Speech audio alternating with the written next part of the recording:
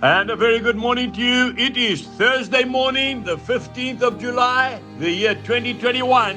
And this is your friend Angus Buchan with a thought for the day. If we go to the book of Proverbs, chapter 4 and verse 23, the Lord says, "Keep your heart with all diligence, for out of it spring the issues of life." And then we go to the Gospel of John, chapter 4 and verse 14. Jesus says, "But the water that I shall give him will become in him a fountain of water springing up into everlasting life." We must not, in these troubled times, allow our hearts to become muddied by the issues of this world. What am I talking about? We're talking about things like the issue of anger, bitterness, unforgiveness, fear, disappointment, revenge. These attitudes towards the issues of life will do you and I no good at all. In fact, it will probably make us very sick. We will actually stop the flow of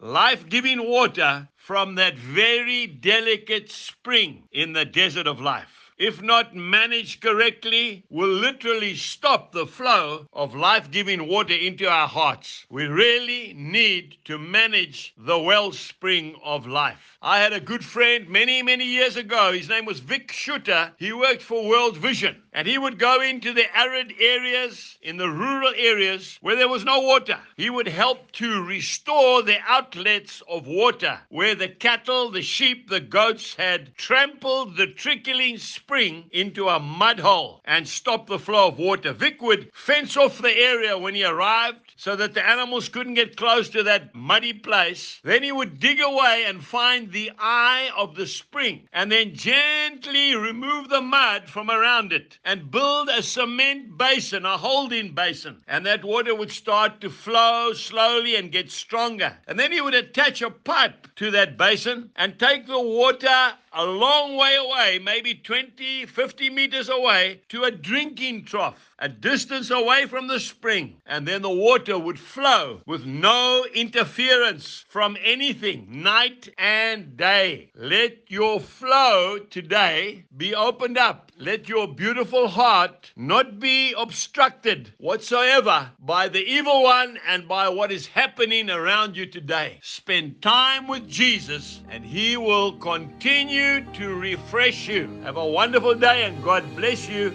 Goodbye.